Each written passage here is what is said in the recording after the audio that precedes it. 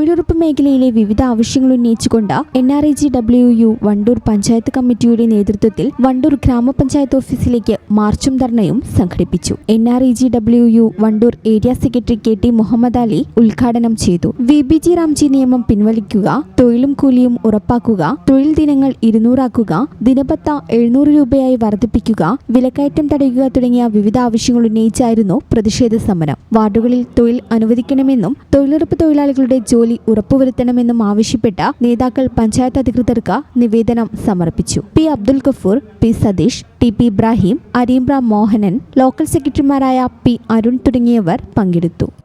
ഈ channel news Malappuram.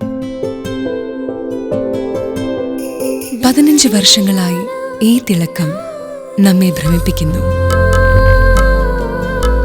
15 വർഷങ്ങളായി ഈ വ്യത്യസ്തത നമുക്ക് ആത്മവിശ്വാസം നൽകുന്നു. 15 വർഷങ്ങളായി നമ്മുടെ ആഘോഷങ്ങളിൽ ഈ പാരമ്പര്യവും പങ്കാളികളാണ്. ഒരു ദേശത്തിന്റെ ആഭരണ സംസ്കാരം രൂപപ്പെടുത്തിയവർ. ഞങ്ങളെപ്പറ്റി നിങ്ങൾക്കല്ലേ കൂടുതൽ അറിയുന്നത്? പരിശുദ്ധിയുടെ സുവർണ പാരമ്പര്യം. Hayath golden diamonds, Valanchery.